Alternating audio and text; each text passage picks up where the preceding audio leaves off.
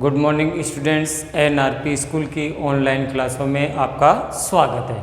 आज हम बात कर रहे हैं लेक्चर 3 में अध्याय फर्स्ट परिमेय संख्याएं। अब लेक्चर 2 में आपको गृह कार्य दिया गया था क्वेश्चन 1, जो आपके सामने ब्लैक बोर्ड पर लिखा हुआ है कि निम्नलिखित के गुणात्मक प्रतिलोम ज्ञात कीजिए। इस प्रश्न 1 में दो हल आपको दे रखे थे, -1 गुणा -2/5, दूसरा था -1। आ जाइए सवालों को हल करते हैं। आप लोगों ने भी हल कर लिए होंगे, अच्छी बात है, आंसर आए, लेकिन एक बार आप मिलान कर लें। जैसे ज़्यादातर विद्यार्थी बहुत अच्छे हैं, वो समय पे होमवर्क कर लेते हैं और साथ के साथ याद भी कर लेते हैं। तो आप सभी अच्छे बच्चे हैं, समय पर काम करते हैं, अच्छी बात है। लेकिन एक बार मैं आपको ब्लैक बोर्ड में हल करवा दूं ताकि आपको ये तसल्ली हो जाए कि जो मैंने हल किया वो मेरा सही है। आज पहला जो प्रश्न है वो हल करवा रहा हूँ। -1 इंटू -2/5, इसको सही ढंग से लिखेंगे। माइनस और माइनस क्या हो गया, प्लस, और 2 एकम 2/5 का, यानी कि 2/5 का गुणात्मक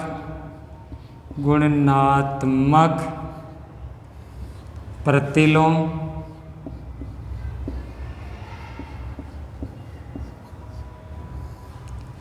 बराबर 5 ऊपर आ गया और 2 नीचे। अब आप ही सोच रहे होंगे कि इसका आंसर सही कैसे है।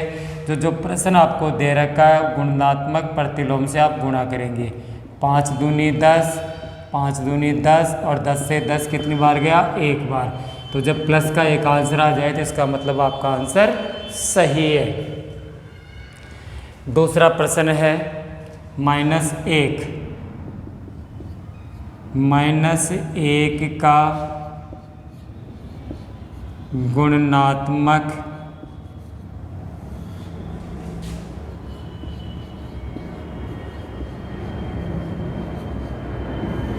प्रतिलोम बराबर, माइनस जो 1 है, -1 का तो जो गुणात्मक प्रतिलोम है वो वही होगा जैसा कि इस प्रश्न में दिया गया, जैसे -1। अब आप ही कहेंगे कैसे, क्योंकि -1 के बटे में कर सकते हैं, तो ये 1/-1, तो -1 क्या होता है, प्लस। तो अब इन दोनों को अगर हम गुणा करें तो -1 इंटू -1 बराबर क्या आ रहा है, प्लस का 1। तो इसका गुणात्मक हो गया -1 ही होगा। इस प्रकार आपका गृह कार्य कंप्लीट आप ढंग से देख लें। अब अपने पास अपने जो प्रश्न हो गए थे, प्रश्न 6 कंप्लीट हो गए थे। क्वेश्चन नंबर 7, ध्यान से देखने की बात है। क्वेश्चन नंबर जो 7 है वो क्या बोल रहा है, ध्यान से देखेंगे। बताइए कि कौन से गुणधर्म की सहायता से आप, बताइए कि कौन से गुणधर्म की सहायता से, बताइए कि कौन से गुणधर्म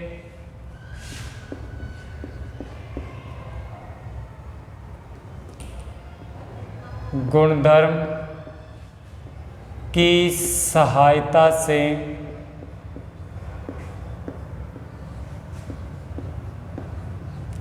बताइए कि कौन से गुणधर्म की सहायता से 1/3 गुणा ब्रैकेट में 6 इंटू 4/3 बराबर, या को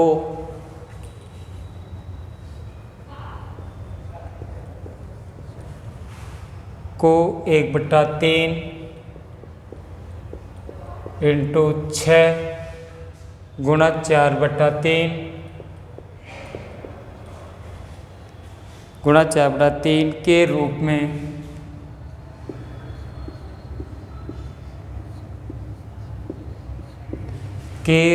में अभिकलन करते हैं।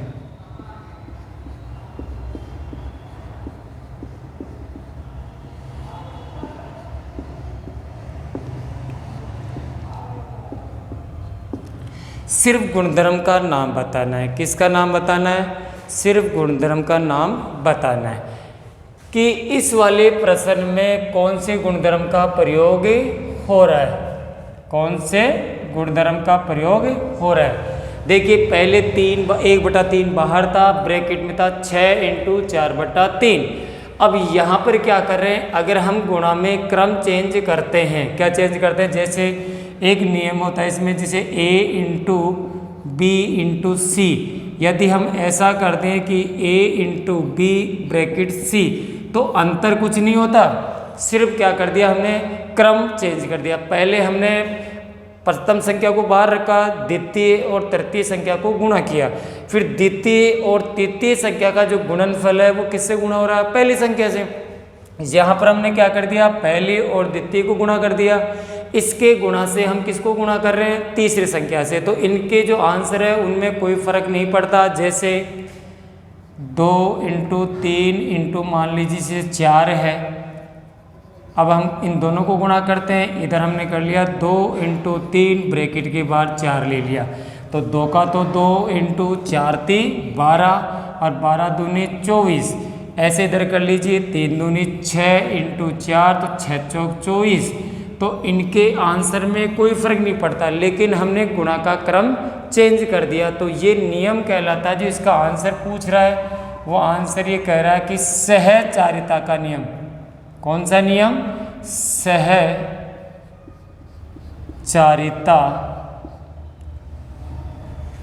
सहचारिता के नियम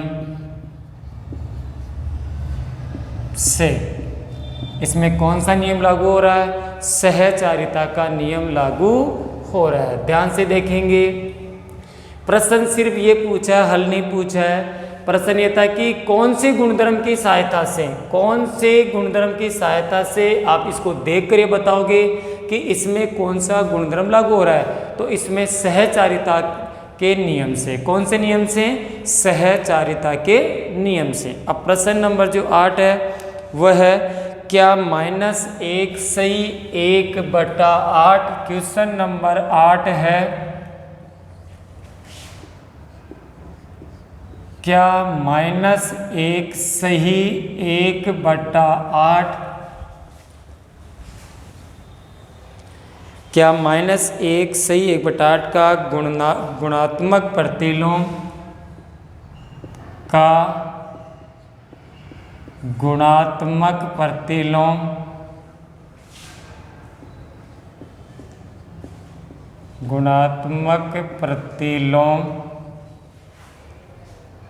8/9 है। आपको ये बताना है कि क्या -1 सही 1/8 का गुणात्मक प्रतिलोम 8/9 है। अगर है तो क्यों, कारण बताना है, और नहीं है, नहीं है तो क्यों नहीं।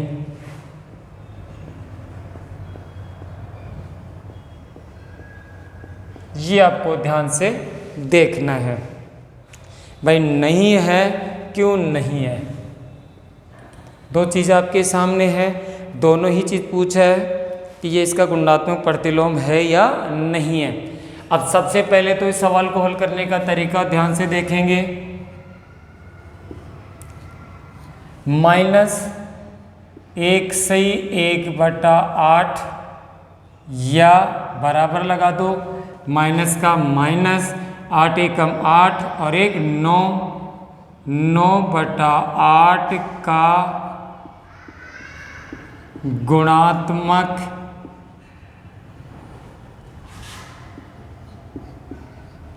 प्रतिलोम कितना हो गया? 8/-9। ये होना चाहिए। प्रश्न ये कह रहा है कि क्या -1 से 1/8 का गुणात्मक प्रतिलोम ये है 8/9। तो हमने देखा -1 से 1/8 अर्थात 8 एकम 8 1 9, -9/8 का गुणात्मक प्रतिलोम हो रहा है 8/-9, जबकि यह है 8/9। तो बताइए कि क्या इसका गुणात्मक प्रतिलोम है? तो हम लिखेंगे नहीं। क्या लिखेंगे? नहीं, ये नहीं है। 8/9 अब क्यों नहीं है? नहीं, 8/9 माइनस 1 सही 1/8 का गुणात्मक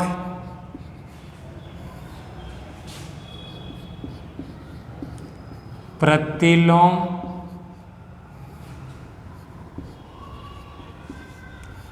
नहीं है।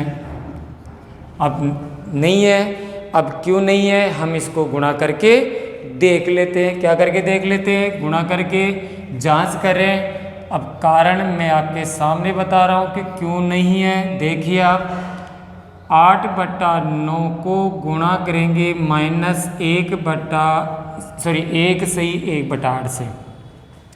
ध्यान से देखते जाएंगे। 8 या तो ऐसे ले लो या नीचे की तरफ ले लेते हैं।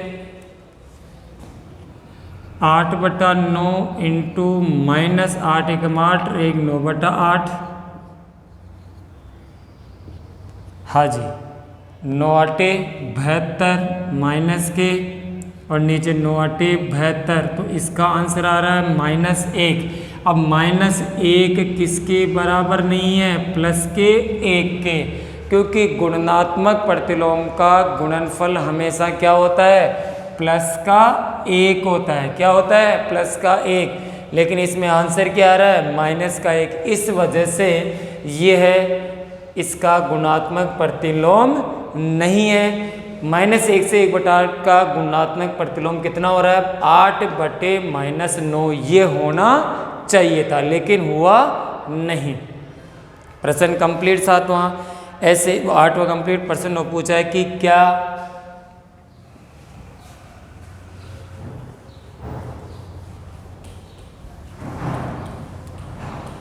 प्रश्न नंबर 9।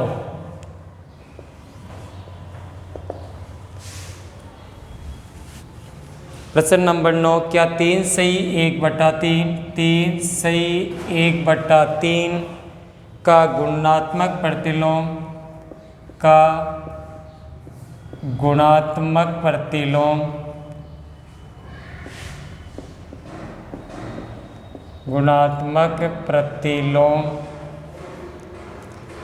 0.3 है? 0.3 है। अगर है तो क्यों और अथवा क्यों नहीं?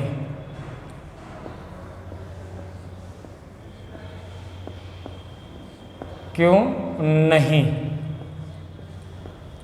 है तो क्यों और नहीं है तो क्यों नहीं? तो सबसे पहले हम इसका गुणात्मक प्रतिलोम हल करते हैं, निकालते हैं कि इसका गुणात्मक प्रतिलोम क्या होना चाहिए। तो हम लिखेंगे 3 सही 1/3। इसको हम उचित भिन्न में लिख लेते हैं। 3 × 9 और 1 10, 10/3। 10/3 का गुणात्मक प्रतिलोम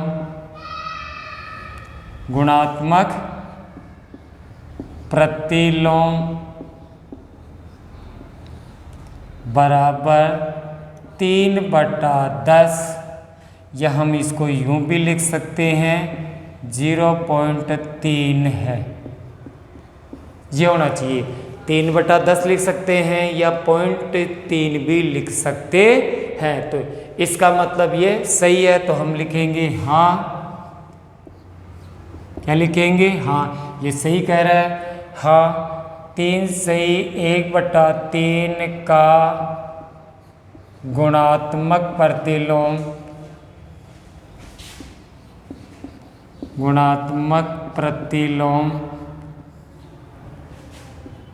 बराबर, अब 3 से ही 1/3 का गुणात्मक प्रतिलोम 0.3 है। अब क्यों है ये कारण भी आपको प्रूफ करना है, तो हम कारण प्रूफ कर रहे हैं कि किस वजह से है। तो 0.3 को किससे गुणा करना है? 3 सही 1/3। इसका दशमलव उठा लेते हैं। 3 का 3, दशमलव का 1, एक संख्या की 1 0 गुणा 3 × 9 और 1 10, 10/3।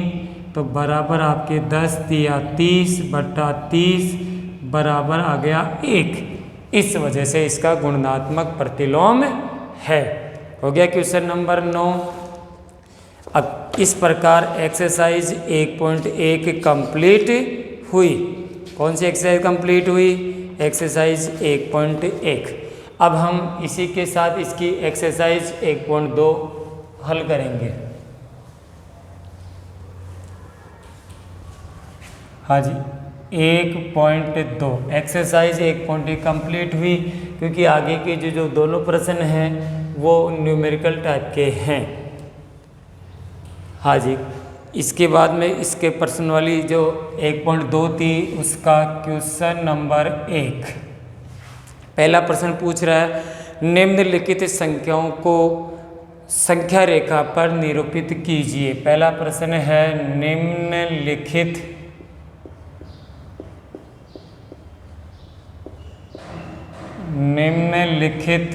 संख्याओं को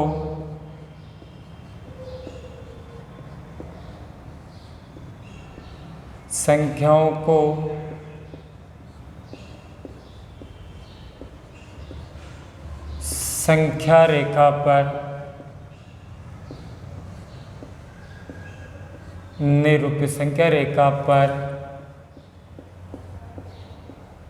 निरूपित कीजिए। प्रश्न नंबर 1, निम्नलिखित संख्याओं को संख्या रेखा पर निरूपित कीजिए। 7/4। पहला प्रश्न है 7/4, और जो इसका दूसरा प्रश्न है वो है -5/6। अब संख्या रेखा पर व्यक्त करने का मतलब है कि सबसे पहले हम स्केल और पेंसिल की सहायता से एक सरल रेखा खींचेंगे। क्या खींचेंगे? एक सरल रेखा खींचेंगे। ये सरल रेखा खींच दी। संख्या धनात्मक है या ऋणात्मक, इसका भी ध्यान रखेंगे। संख्या धनात्मक है तो इसका मतलब हम शुरुआत कहाँ से करेंगे? 0 से। 0। अब इसके बाद ध्यान से देखिए कि 7/4 का हर कितना है? ध्यान से पुनः कह रहा हूँ, 7/4 का हर कितना है? 4 है। तो हमें प्रत्येक जो कॉलम है उसके हमें कितने टुकड़े करने? 4 करने। ध्यान से देखो, जैसे 1 2 3 4 5 6 7। गिनती लिख लीजिए, 1 2 3 4 5 6 7। बटे में कितने हैं? 4 है, तो 4 लिख दिया, ये 4 कर दिया, ये 4 कर दिया, 4 4 4। कहने का मतलब है 0 और यहाँ पर अंकित हो गया 1। कितना अंकित हो गया? 1। तो 0 और 1 के मध्य हमने समान 4 भाग कर दिए। कितने भाग कर दिए? समान 4 भाग। देखो यहाँ से यहाँ तक 1, फिर दूसरा भाग, तीसरा, चौथा। तो 0 और 1 के बीच में समान 4 भाग, 1/4 1/4 के 4 भाग कर दिए। तो कहने का तात्पर्य, आप सबसे पहले देखो कि आपके पास हर कितना है? 4 है। तो आप 0 से चालू हो गए, 1/4 2/4 3/4 4/4 5/4 6/4 7/4। अब 7/4 कहाँ है? यहाँ। तो ये आपका आंसर हो गया 7/4 संख्या रेखा पे। 0 और 1 के मध्य हमने समान 4 अंतर किए थे। अब अगला प्रश्न आ रहा है आपका -5/6। फिर आप संख्या रेखा खींच लीजिए। ये संख्या रेखा आपने ले ली संख्या रेखा। प्रश्न किसका है? माइनस का है। तो -0 के किस तरफ लिखा जाता है? बाईं ओर। किस तरफ लिखा जाता है? बाएं तरफ। तो हम क्या करेंगे?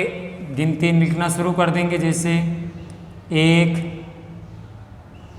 2 3 4 5 6 7, 8, 9। लेकिन ये बाईं ओर है तो बाईं ओर किसकी होती है? ऋणात्मक होती है। किसकी होती है? ये लो ऋणात्मक हो गई। अब अपने को बटे में कितना लिखना है? सबके 6 लिखना है, क्योंकि -5/6 तो बटे में 6। ये लो सबके बटे में कितना लिखना है? 6 लिखना है। सबके बटे में कितना लिखना है? 6 लिखना है। 0 से बाएं तरफ ऋणात्मक संख्या किस तरफ होती है? 0 से बाएं तरफ। तो अपने पास जो आया 0 आया और माइनस का 1 आया, इनके मध्य हमें 1/6 अर्थात 6 भाग हल करने थे। तो हमने क्या कर लिया? 0 की बाएं तरफ लिखा 1/-, -1/6, -2/6, -3/6, -4/6, -5/6, -6/6, -7/6, -8/6, -9/6। अब प्रश्न है -5/6। ये रहा -5/6 आ गया नज़र। तो ये आपका जो आंसर था -5/6 हल हो गया कंप्लीट। समझ गए? संख्या रेखा पर व्यक्त करना। संख्या रेखा पर व्यक्त करना सबसे सरल है। आपको ये ध्यान रखना है कि संख्या धनात्मक है या ऋणात्मक है। यदि संख्या धनात्मक है तो 0 से दाएं तरफ अंकित की जाती है। यदि संख्या ऋणात्मक है तो 0 से बाएं तरफ अंकित की जाती है। तो एक संख्या धनात्मक थी और एक संख्या ऋणात्मक थी। एक प्रश्न कंप्लीट। दूसरा था प्रश्न नंबर 2।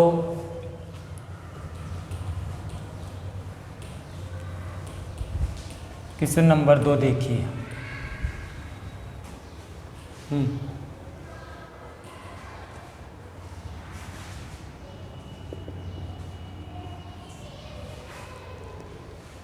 क्वेश्चन नंबर 2 है -2/11।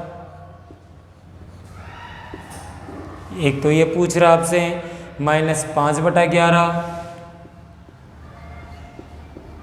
और एक पूछ रहा है -9/11 को संख्या रेखा पर निरूपित कीजिए। को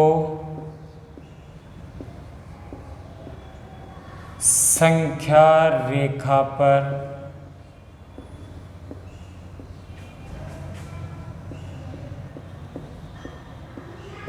निरूपित कीजिए।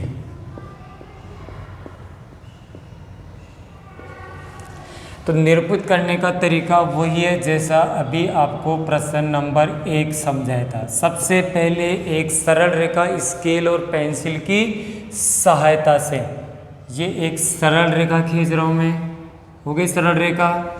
अब संख्या ये ध्यान देना है कि संख्या माइनस की है या प्लस की।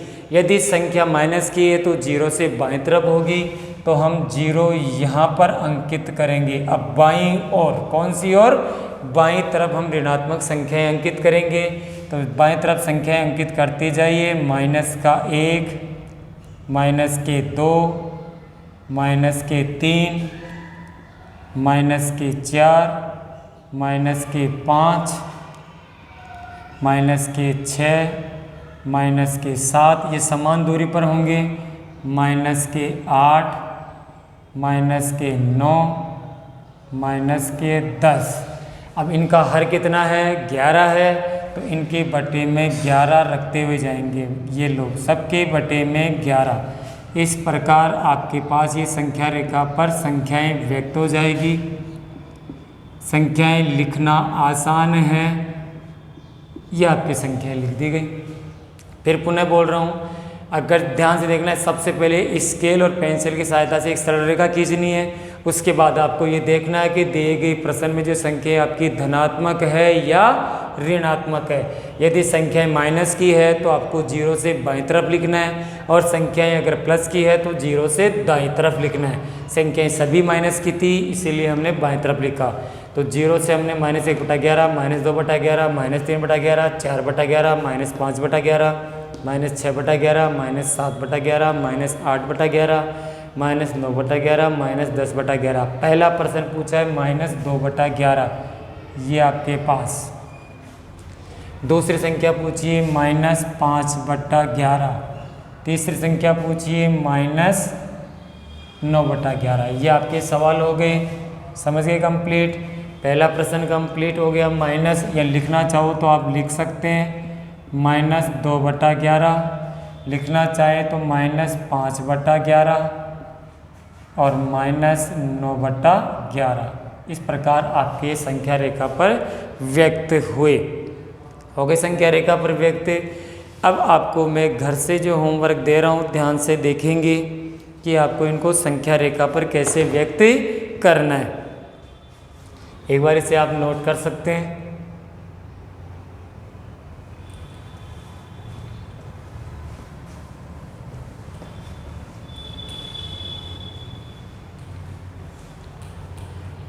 अब अगला प्रश्न है क्वेश्चन नंबर 3। एक क्वेश्चन और देख लेते हैं। ऐसी 5 परिमेय संख्या लिखनी है। ऐसी 5 परिमेय संख्याएं, ऐसी 5 परिमेय संख्याएं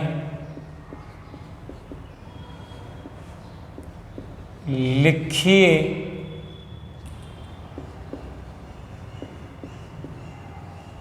ऐसी 5 परिमेय संख्याएं लिखिए जो 2 से छोटी हो, जो 2 से छोटी हो। ये आपको लिखनी है। सवाल पहले मैं आपको समझा रहा हूँ, आंसर इसके हम बाद में लिखेंगे।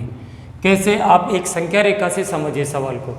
जैसे हमने संख्या रेखा ये व्यक्त कर दी संख्या रेखा व्यक्त। शुरुआत हमने 0 से कर दी। दाईं तरफ हमेशा धनात्मक संख्या होती है, जैसे 1 हो गई, 2 हो गई, 3 हो गई, आगे अनंत तक चल रही है। बाएं तरफ -1, -2, -3, -4। अब आपको जो इससे 2 से छोटी संख्या लिखनी है, तो 2 से छोटी संख्या का मतलब है आपको इस तरफ चलना है। 1, 2, 3, 4, 5। जितनी भी छोटी संख्याएं पूछिए आप इस तरफ जाते हुए आएंगे। अगर 2 धनात्मक था तो जैसे जैसे आप बाएं तरफ जाओगे संख्याएं ऋणात्मक आती जाएगी, तो वो संख्या उससे छोटी होती जाएगी। और जैसे जैसे आप दाएं तरफ आते जाओगे संख्याएं बड़ी होती जाएगी। तो आप इसके अलावा आप इनके बीच में भी लिख सकते हैं, क्योंकि 2 परिमेय संख्याओं के मध्य अनंत परिमेय संख्याएं होती है। तो आप ये भी लिख सकते हैं कि 2 से छोटी 1, 0, -1। तो हम लिखेंगे 2 से छोटी 5 परिमेय संख्याएं। 2 से छोटी 5 परिमेय संख्याएं।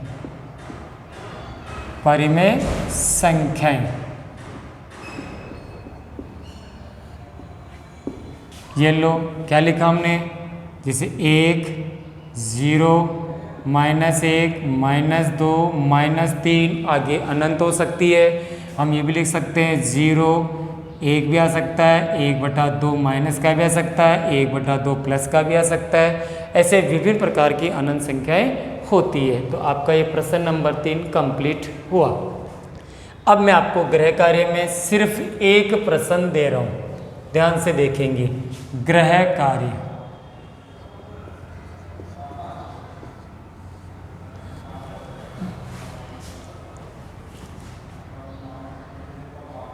पाँच बटा चार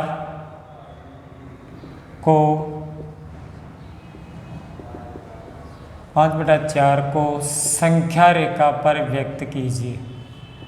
संख्या रेखा पर व्यक्त कीजिए। किस पर व्यक्त करेंगे? संख्या रेखा पर व्यक्त कीजिए। एक क्वेश्चन और दे दूं?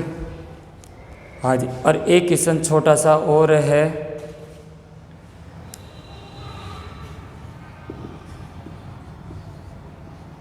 -3/5 को संख्या रेखा पर व्यक्त कीजिए।